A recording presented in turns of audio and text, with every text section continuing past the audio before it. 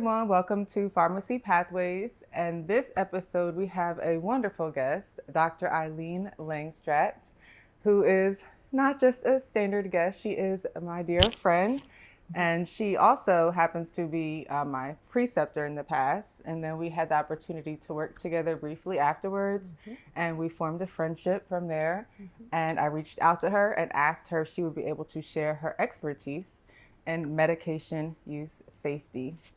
So everyone, please put your virtual hands together for Dr. Eileen.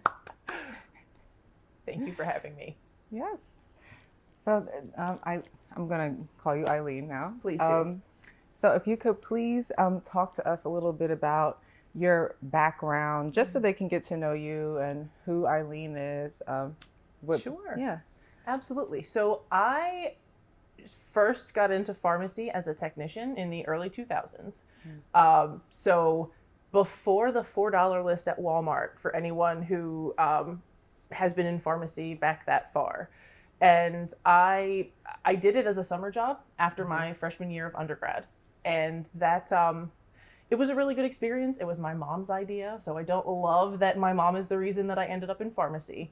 No, completely kidding. She knew that it would be a good fit for me. Yeah. I thought it was fascinating that there were so many different medications, and pharmacists got to be the expert in how all of those worked in the body and the different drug-drug interactions, and just it was fascinating to me, and I loved the rapid fire environment where things could change and what you needed to focus on was different just minute to minute, depending on whether you had customers or needed to troubleshoot something. And then my pharmacy manager at the time in my first pharmacy technician job was a really good mentor and was really encouraging that he thought I'd be a great pharmacist. He jokingly say, but never go into pharmacy, which might have merit now that I look back, but joking aside, She's joking. Joking aside, I mean, I think it's important to really do a values assessment to figure out if you are contemplating going down this path, to make sure that you know what you're getting into. However, having that early exposure really guided me towards, STEM spaces, and then I did undergrad focusing in biochemistry, and was really on the pharmacy pathway from then on. At the time, did you have the option to skip an undergraduate degree and go right in? So I think that was technically an option, but I did not opt to do that. I did not have myself together as the baby adult that I was at the time. So I took the longer path. And I think that actually worked out better for me. I was able to step into pharmacy school not completely burned out, which I think would have likely been the case for me had I gone very intensely focused for 3 years, then straight into pharmacy school. And I also found that my background and my undergraduate degree played really well with a number of the different classes that I then had to take in pharmacy school. So I found that I had a really strong base between that coupled with my pharmacy technician background. So that was very helpful. I don't want to say pharmacy school was easy, but I definitely had a much more easy time with it than some of my classmates who, not consistently, but some of them who came straight through just the nitty gritty must do classes and skipped over some of the additional things that I got to know about beforehand. I was going to first I was going to do the 2-year accelerated track and go right in, and then that didn't happen. That's very you, actually, to contemplate. Oh, goodness. And then I was like, no, I'm going to do the 3-year, and then after that it was like, okay, this is a little bit too fast for me. But actually I had a professor who I told him what my plan was, and he asked me to step to the side so he could talk to me. Really? And he said, I really want you to consider getting an undergraduate degree. Really? Because if you go straight into this field and you don't get an undergraduate degree, but all you, not all that you have, not to minimize it, right? But if you have your doctorate in this specialty and you decide you don't like it, where else will you be able to go? What's your fallback? And oh my gosh, it just like started like, it was like a little seed that was planted, and I like heard him and I was like, oh yeah, thanks for your concern, bye. But the seed kept growing in my mind and I couldn't get it out, and I was like, oh my gosh, he's right. because it's also me to be like a little worrywart and like want to cover all bases. Yes, also true. So instead of me spending 2 years to go into pharmacy school, it actually took me 6. Wow. So I had to stay an extra 2 years, get my courses in. And then I was so stressed doing those classes at the last minute that I couldn't study for the PCAT at the same time. I totally get that. So to be completely transparent, like my course was not straight either. Because I had life stuff happen outside of school. So my degree time frame, I started in fall of 2003, graduated in fall of 2009. So I had a year and a half off in there, just in terms of different semesters. Got my degree. I did not think about trying to do PCAT anything or apply, like that just was not real life to me. During undergrad. Then I transitioned and was working full-time as a pharmacy technician in long-term care pharmacy. So I dabbled in retail, and then I did long-term care. And then I finally got around to applying. And so I started pharmacy school in 2011. For me, that unusual, maybe atypical path was actually the best option. I needed my frontal cortex to develop a little bit more completely. And I think that paid off for me very well, because I didn't feel like I was floundering and trying to stay above water the entire time of school. And you have to, your lifestyle and your study habits in undergrad, they're not going to carry you in pharmacy school. No. You're going to have to significantly shift. I had a gap year, and I was, instead of like groaning over having a gap year, I ended up doing research. Oh, wow. At the NIH, actually. That's wonderful. My friend was in a program, and he introduced me to the head of the program at the time, and she was like, "If you're really interested, like, let's talk." And I was like, "Yes." Yeah, take advantage of those opportunities. Save me. I do not want to be home for a year wasting away. So that just helped define me, as you said. And get my mind right for pharmacy school. And I still had to take prerequisites while I was in that 1 year gap, because all of these pharmacy schools, you may not need the degree, but each program will have its own set of prerequisites that you need. And so once I looked at all the schools, and I identified the most common prerequisites everyone was asking for, and I started taking those on my own and waited until I had an acceptance letter to finish out the last specific set. Wow. Okay. Yes. I mean, I think it speaks to the idea that this path doesn't look the same for everybody, and however it looks for you is okay. Yeah. If you are somebody who knows in high school that you want to be a pharmacist and you belong in a retail setting, and you want to invest your energies in the expedited path, I think that's great. That is not how I was, even though I loved pharmacy early on in my exposure to it. But whatever works. Yeah. I think that humans have not unlimited energy, and just know that if you are burning through your mental capacity to sustain just the grind and stress that you're in pretty much chronically for school, that may peter out or ebb by the time residency comes, if that's something that you're also considering. You have to pace yourself, which brings us to your residency experience, because most pharmacists now, it's not just ending when you graduate school. We're pursuing fellowships and residency programs. So if you didn't take any time to debrief, it's ongoing. And you did both a PGY1 and a PGY2. Yes, I did. Okay. Can you tell us a little bit about what you focused in on those 2 years? Sure. Well, my focus was to get through them. I think that's fair. It was hard. Residency was hard for me. Pharmacy school was hard too, but residency was a different kind of hard. And hard is fine. I think residency is intended to be hard. I did go to a pretty rigorous program, times 2. And so it's basically a year spent seeking out your discomfort zone. You're just pushed out of your comfort zone and just held out there the entire time. And so it was constantly learning, constantly growing in ways that I just had not explored or done before, and learning new things. And it was a very value-added experience for me, and I can say that on this side of it, that I would also never want to repeat again. I think that's fair. And I mean, I think there's a reason that you don't stay in residency forever. Although I have heard of some people like sub-specializing in PGY3s. I hope that's a rumor. That just seems... No thanks. Yes, I think that's very intense. But the value of residency for me really is it truncates your trajectory to launch into a more specialized area that otherwise it would take you probably 10 years, 5 to 10 years-ish to get into truly.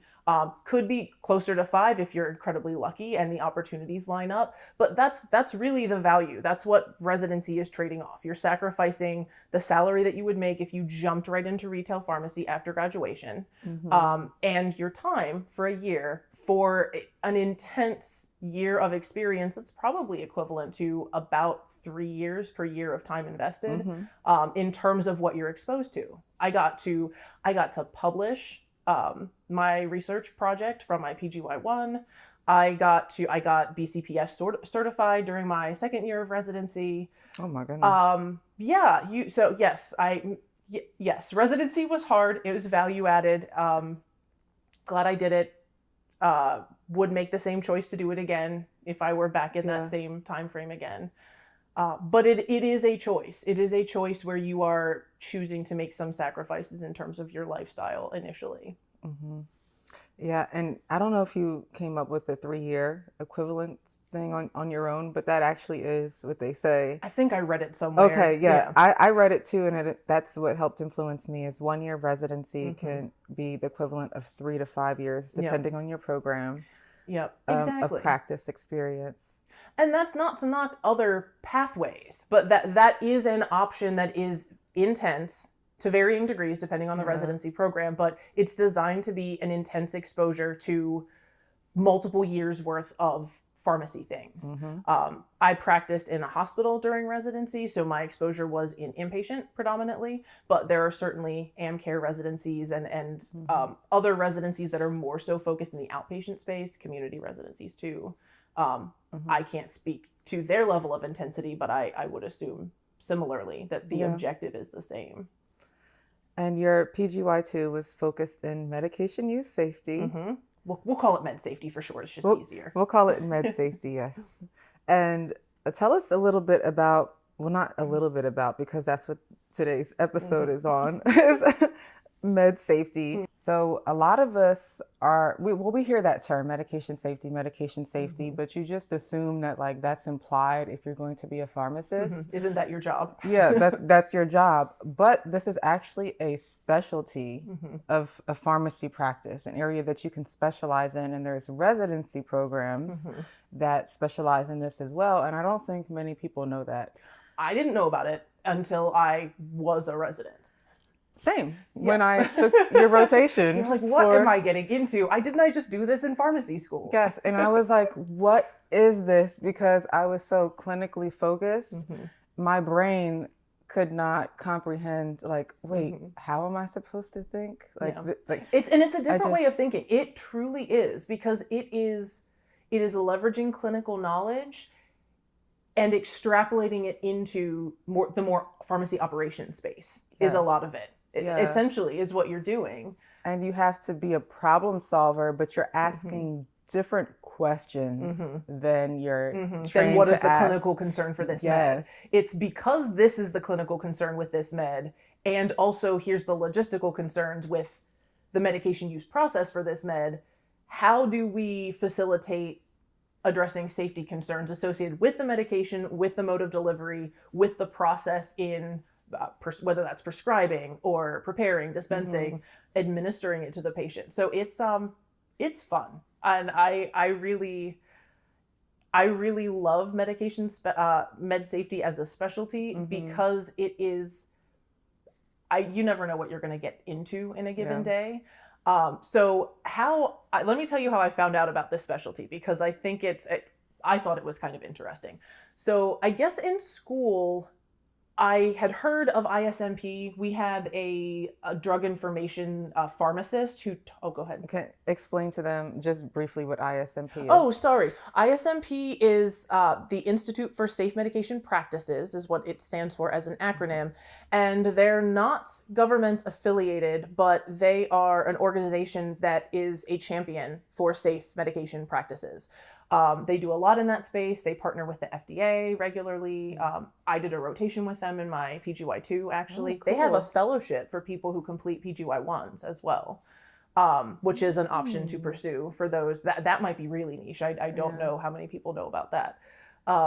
But they are a preeminent organization when it comes to all things med safety related. They publish best practices every year. They have different assessments that organizations can use to kind of benchmark themselves in terms of medication safety practices in different areas, and a lot more that they offer. I think you can get consultation with them, sort of ad hoc, but they're a very interesting organization, and they publish newsletters, recurring newsletters pretty frequently.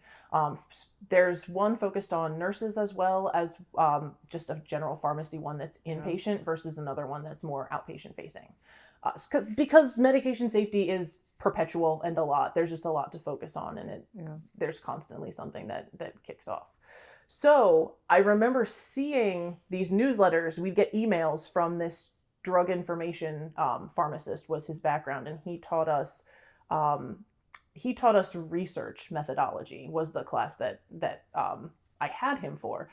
But I remember seeing those emails out of context. We were never oriented at that time to, this is medication use safety, this is what I do, this is what it is as a job. So then fast forward, my very first day of my first rotation in my PGY1, I was on my administrative rotation, and the Joint Commission shows up. So which we knew that it was coming. We didn't quite know exactly when, because that's how it works.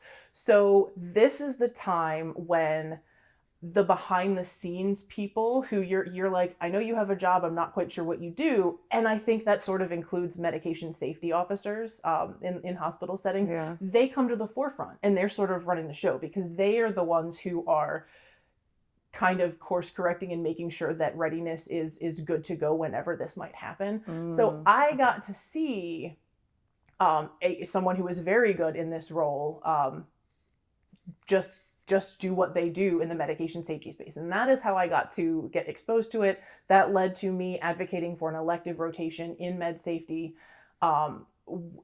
with a med safety officer, so beyond shadowing, and guided my choice of research project and things like that. So that kicked off my exploration into med safety as a field of its own, but also as an avenue to get into a leadership type area in a different path than a PGY1, PGY2 in administration. That's awesome. So day one of PGY1. Yep. And obviously the Joint Commission stays for more than one day. And so I had an opportunity to help refute one of the findings of theirs, and I got to do a deep dive investigation and review of that. And for a finding that we couldn't refute, I then had a long-term involvement in helping to make sure that we correctly addressed that and maintained compliance with the concern identified. So it was a great learning opportunity just from that one touch point. And I really got my first eye-opening experience of, wow, people do this for a job. They fix things for a job. Yeah. They talk to people and understand, like, how did this error happen for a job, that was really cool. It was a fun day for me, and it's certainly very impactful. And you obviously loved your rotation because you dedicated a whole year to it for your PGY2. Yes. And what rotations were, you mentioned one of them, but what were the overall experiences in your PGY2 for someone who might be considering whether they should explore this as a residency path? Sure. So in terms of rotations, I spent time with the various med safety officers within the hospital. So we had three, one dedicated to kind of adult inpatient and critical care, one dedicated to pediatrics, and another dedicated to the oncology space, which encompassed both inpatient as well as they had like an intensive outpatient type thing because patients on chemo, right? So sort of a different area. I also spent time with the overall med safety officer there, who sort of it was actually his last year before retirement, but who sort of oversaw all things behind the scenes and facilitated things for all the other med safety officers in their spaces. And so that was more of supporting. So I supported conversion to a different electronic health record. That was early on in my second year of residency, and figuring out all of the safety issues and concerns and addressing them effectively related to that transition, and related to barcoding for nurses, which was also new at that time and had, I think they were kind of late adopters of that process, but that was problematic if it was not functional.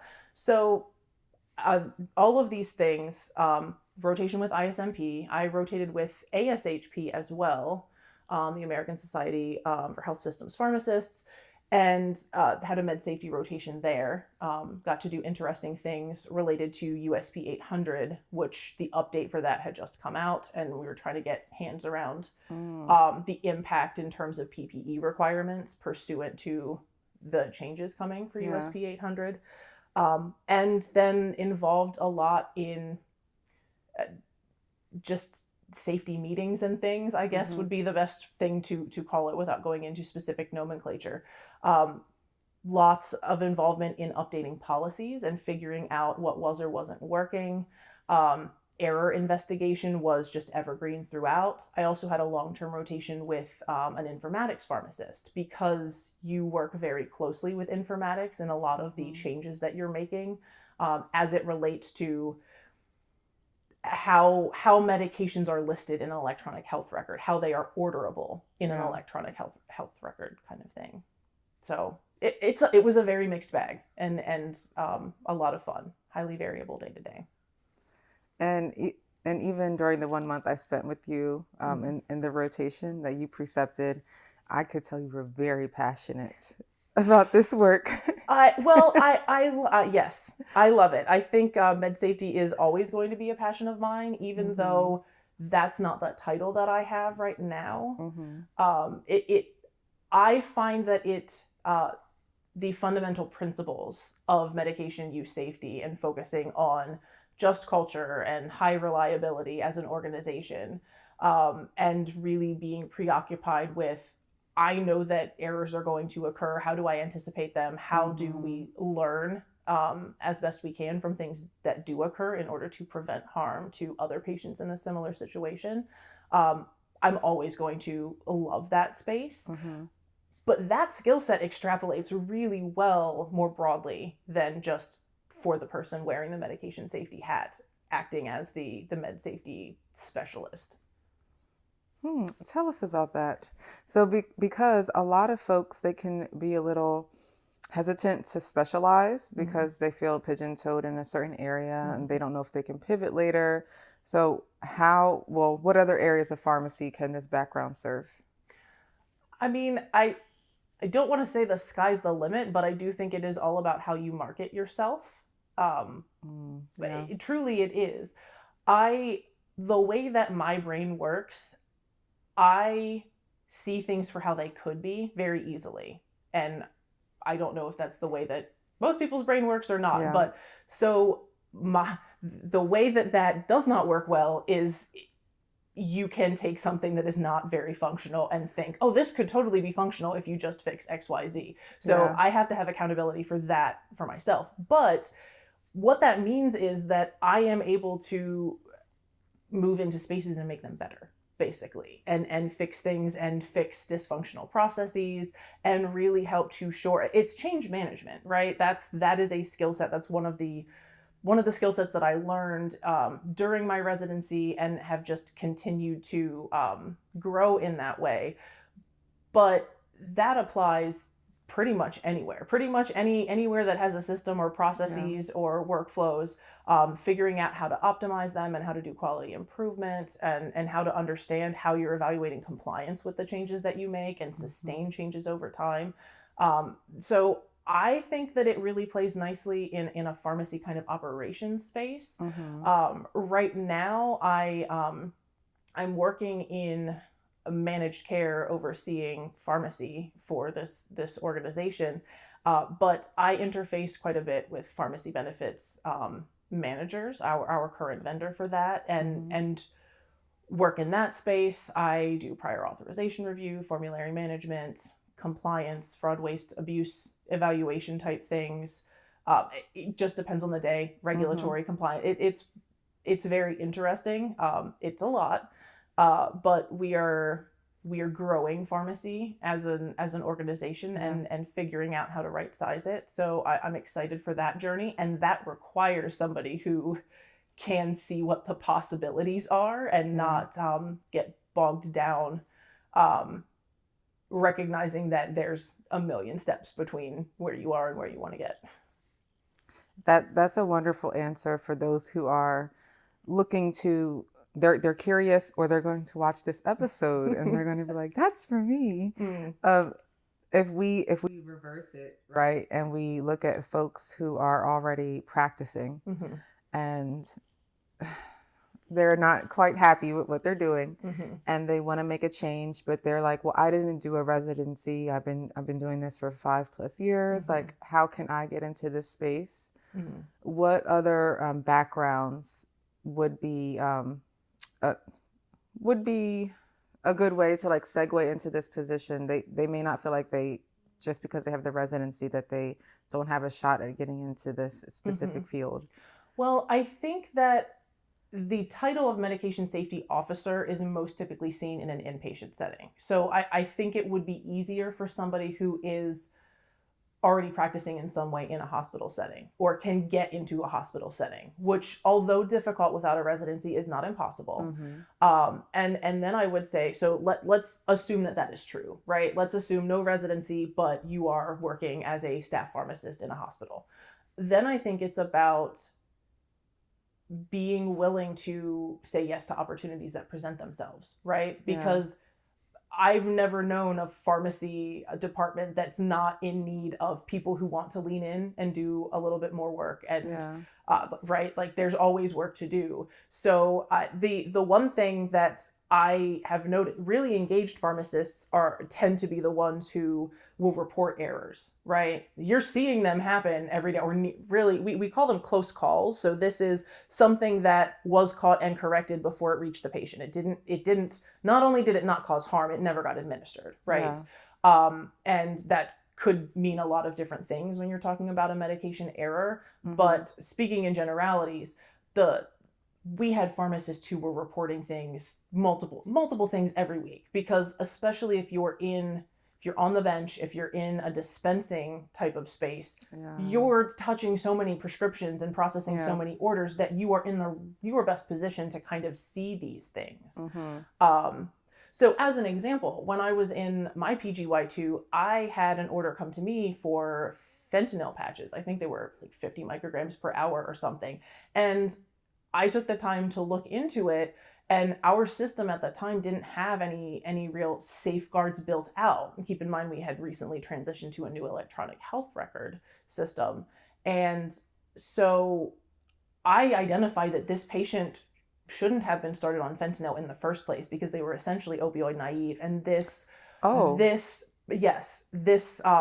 an intentional up titration in their fentanyl patches prior to discharge. So I was able to contact the provider and really completely change a course on what could have precipitated a patient's demise, either before leaving or at home. Wonderful word choice. So when you think about, yes, I was the pharmacist on the scene finding this and reporting it. What that led to in the medication safety space, we changed the entire logic around fentanyl patches to automatically screen for opioid naive status and prevent ordering. Not even just make it apparent to the pharmacist. We prevented the order from happening as well. And so built an entire smart set related to fentanyl patches to really shut down that from even being a possible pathway for patients. Wow. So that's just one example of the power of medication safety as a specialty. That's a really good example. I feel like you might have used that on an interview before. Maybe. Maybe. Okay, that was really good. That one decision to report that and this is, I remember this was the biggest takeaway that I took away from my rotation, is that we're not supposed to be harping on individual mistakes. We're supposed to be optimizing the system to prevent human error from even being what contributes to medication errors and close calls. So yeah, recognizing, so human error is always present, right? Like Right. if you have humans do something 100 times, they're not going to get it right 100 times, right? Right. There is just an error rate pursuant to being humans. So if you recognize that, you want your system to have resiliency built in to accommodate for that fallibility. And so it's fun to think about. I'm sure you can, yes, I am very passionate about this space, but it extrapolates well. So if you as the pharmacist are taking the time to report those, take the opportunity to volunteer. If you have a chance to sit down and talk to somebody who's charged with trying to fix the problems that you're reporting and keep speaking up, suggest changes to whether that be in policy or in how a system is set up, related to prescription processing, related to workflows that are happening in the pharmacy space or beyond. And I think that gives you good exposure to some of the fundamentals in this space. And then in terms of if you really wanted to not have to do a residency because that ship has sailed for you, smaller hospitals tend to be more, residency tends to be a preferred qualification versus an outright requirement for the job. So there might be more room for stepping into that role based on somebody who's really eager to learn, especially if you're presenting yourself as, I'm eager to grow this skill set.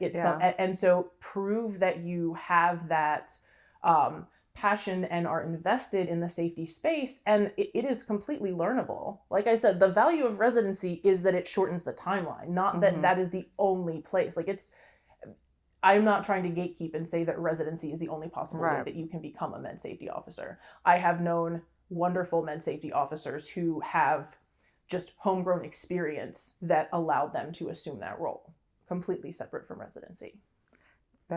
Thank you for explaining that to people, because we can really get in our own head and we can be the people that hold ourselves back. Absolutely. Absolutely.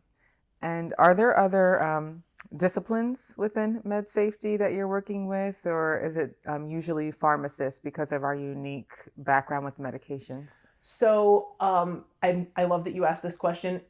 It's interdisciplinary, 100%. So that is part of what I love about this, is you get to work with such a mix of people, because medications touch everywhere in like a hospital setting especially, but truly. So when you think about the medication use process, starting with the initial patient evaluation where it's identified that they need a medication, and then you move through the ordering process, evaluating that, procuring the medication, sending it to where the patient is, and then getting it administered, that involves a lot of different players who are not pharmacists. And so part of the work that I would do, especially with event investigation where an error did occur, or a close call where it didn't occur but was primed to do so. Yes, I'm talking to pharmacists. I'm engaging with technicians, providers, nurses, medical assistants, anyone that is involved in some capacity in that process. They're the experts in their scope. And so that's the best people to engage with to really find a solution that is value added to them and truly gets to the root cause of the issue. So you're able to seek these people out and talk to them to get intel, essentially. But do those disciplines also have a seat at the table as far as like the regulatory component of it? Ideally. In a perfect world, yes. I think that I am not able to speak to more broadly than my own experiences, right? So I have been fortunate to be in organizations, whether during residency or after that, where just being interdisciplinary was the norm. However, I know that there is still a much more defined hierarchy and pecking order in other places that defaults pharmacists to a certain space and makes it harder to have those connections, or really kind of have true interconnectedness when it comes to accountability for medication safety. So I hope so is the answer, but I can't promise that it's consistently that way. Okay. Well, and I would Received. say, well, and to add on to that, I think one of the biggest barriers to that being true is also, so you mentioned focusing not on the individual error and blame earlier. That still happens quite a bit because we live in a litigious society, right? So if there is harm, right, my work is predicated on the idea that we want to learn from harm that occurs. Well, people want to blame someone when harm occurs, typically. And it's not that there is never space for that. It is teasing out and recognizing what is truly reckless behavior in that space. So coming to work to do your job as a healthcare provider intoxicated, reckless. I don't care if you do it for 100 days and no one gets hurt. That is reckless and warrants follow-up that may include termination. Versus you are a human in a system that is not setting you up for success and a bad outcome occurs despite you doing your best efforts. And I think that is a far more common scenario. And that is the space where med safety officers can shine because we can be a voice to try to say, hey, we need more time to figure this out, to leadership and others who are wanting to get it closed down and place blame. And so that's the space where I think getting to fight for things to look just and fair is part of what drives my passion in this space. And you just summarized just culture, correct? Yep, exactly. Yeah, you remember rotation. I do. And you name dropped it earlier, and I was like, I remember just culture because I really liked that approach. I was actually quite shocked to see that people were intentionally trying to avoid placing blame. Well, it is a balance, right? Because there was historically, when you think about med safety, like 90s and earlier in terms of time, would be where it was very much blame. So we're going to figure out who did this, who do we point the finger at when a bad outcome happens. And so then there was a shift from that indirect response to the fact that that was a very punitive culture and people just like swept things under the rug. So, you know, nothing to see here. There's no problem if we can hide it at all. Right. And that really completely negates any possible ability to learn and change and make your patient safer. So recognizing that, there was a big shift then towards what you're describing, which is kind of blame free, and that's like nobody's ever at fault ever in any capacity. That's not helpful either. It helps people to better vocalize concerns as they see them, but it also gives allowance to the level of bad behavior that rises to egregiousness, right? And that, so just culture is kind of hitting the balance in between. And so part of the work that I have done as a med safety specialist is being a strong advocate for just culture. I've trained pharmacists and other leaders on what that looks like and would use it every day as a part of event investigation and that type of thing. And, you know, policy review to make sure that what we were doing and how we were supporting our staff and preventing errors and doing right by our patients was safe and also fair. And as a pharmacist, if I'm in a culture that is facilitating that environment, I'm more likely to report these errors. Exactly. And encourage my peers to do so. To do so. Yep. Yeah. And that's what you want, right? Because one of my favorite / least favorite questions would be, you know, what is your error rate? And it is such an indication that you just don't have an understanding of the med safety space if you ask that question. Because fundamentally, we know that errors are underreported. They're voluntarily reported, right? And if you're catching and intervening on something so it's not reaching a patient, only selective things are getting reported. So at baseline, we're just seeing the tip of the iceberg when it comes to errors. Both those that reach the patient and don't cause harm, but also those that were caught and corrected before reaching the patient. So the error rate at baseline is just what is your amount of reported errors. And then you would have some people misunderstand and think that what you should be doing is trying to drive down your rate of reported errors. And you actually want the opposite of that, because you want to understand and track towards people feeling safe to report things. Inherently, you have an imperfect system. So you would want to be aware so that you have more opportunities to correct more things. Interesting. So when you're seeing a smaller med error rate, that's not, your brain isn't going to like, oh, that's great, they don't have a lot of errors. It's like, oh, there's a lot of underreporting going on here. Correct. I mean, maybe not, but in this day and age, I don't think that any hospital or healthcare organization has truly achieved high reliability when it comes to that space. So yeah, give me the hospital with, way more errors versus the other one with few and far between, because that doesn't mean that nothing unsafe is happening. That means that no one's talking about it.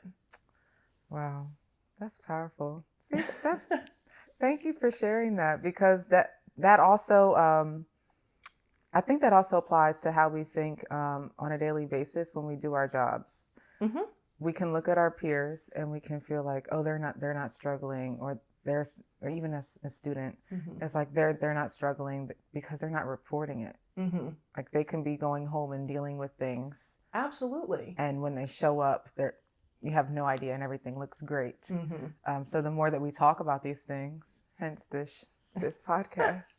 The more that we talk about things, the more that there's this culture that facilitates everybody really understanding like where the triggers are, where the gaps are, and then that gives us the opportunity to do better and support each other. Absolutely. Oh, I love that. I think that speaks to just when I say med safety and the principles and ideas, it extrapolates so far beyond that niche. And I've really seen it be a launching pad into other areas that you can then go forth and leverage medication safety principles to just make improvements and just have this continual quality improvement opportunity. And I love it. I think it will always be something that I'm very passionate about. Well, thank you, Eileen. So I feel like we talked about a lot of things that I definitely wanted the audience to hear. I wanted them to know exactly what medication safety is, what the residency experience may be like, what qualities serve well, like just as a human being, right? Like not just like what I can do at my job, but like my innate quality. Do I like to solve problems? Yes. Am I proactive? Do I need to be told? Do I have integrity? These things that people could utilize that might make them a good fit. Do you have anything else that you think we should know before we close? I mean, I think that it's a good question. And I didn't prepare something beforehand. I think that no matter where you are in your journey in pharmacy, whether that's, do I want to consider doing this at all? And I'm, early on, like pre-start of my career or very early on in the start of my career, or I am a pharmacist recognizing like, I don't know what I want, but not this. Yeah. I think that focusing on a values assessment, not about like, yes, some of that is about what work you want to do, but a lot of that is about how you need work to fit in your bigger picture life that extends far beyond work. I think that is key. I think it's really easy when you're a student, when you're a resident, to lose sight of that, because even if you did that initially, you're very much focused on your more immediate goal, which is graduating or successfully getting through residency and finding a job. So I think that doing that as a part of this bigger process of searching to try to find something is key. And I'm glad that I bring medication safety into part of my values assessment, regardless. So if I were starting to look for a new career tomorrow or a new job tomorrow, I know that I would want to still have involvement of medication safety in some way.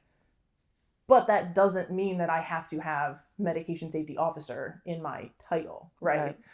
There's different ways to champion med safety. And I think that it does the opposite of pigeonholing. So hopefully that's good last advice. It is good. And I just want to have a follow-up question for that. For those who need a little bit more clarification, how can they do that value assessment? How can they do it? So what are the exact questions they should probably be thinking? It really comes down to what quality of life, like what you want your life to look like. So yes, that is doing work, that is in the context of work too, but it's also, well, when am I not working? When do I have to when do I have to work? So part of, like, logistically, part of why I like med safety, not the primary reason, but part of it is the hours are pretty normal. In a hospital setting, that's usually just business days, normal hours. Yes, you're probably staffing some weekends and holidays, but that is a consideration because that's not necessarily typical in the pharmacy space, depending on your job. So that's a piece of it. Throw COVID into the mix, which we've all been to in the last few years. I also, as a value, like to have the opportunity for hybrid work, which the jobs that I have chosen offer that. Hybrid as in work remote. Hybrid as in the option to work remotely, yes. Yeah. And again, that's not consistently true for every single med safety position, but that is certainly possible, depending on what's allowed. And my experience in other jobs and also interviewing for other med safety positions in the past has been that is becoming more and more true post-COVID, that there's some flexibility in that space too. That is a quality of life choice. So thinking about the hours, thinking about what it is that is expected of you and how you're engaging with work, as well as, the typical things, compensation and whatnot. But I had, at one point I had written out explicitly like what my needs were about a job, and very little of it had to do, I think I had something related to med safety, or at least extrapolating to med safety, but otherwise it was just the logistics of how I want to set myself up outside of work for life stuff. So that's really what it is. And I think that's advice that I would have loved to hear that when I was much younger. I don't know that was ever framed out to me. It was more about, pick your career and figure out where you're going to go to college because you have to go to college. And I think that's very generational as well. But I think that there's a lot of different ways to be a medication safety champion. And I love it. I would strongly advocate for people to consider it as a role, especially since there are now the combined PGY1 and PGY2s in medication safety and policy. But beyond that, I think it as a specialty in finding your way to get there in other ways is also value added, if it aligns with your bigger needs in life. Beautifully said. Oh, thank you so much. Oh, you're very welcome. This was a pleasure. Yeah, this has been awesome.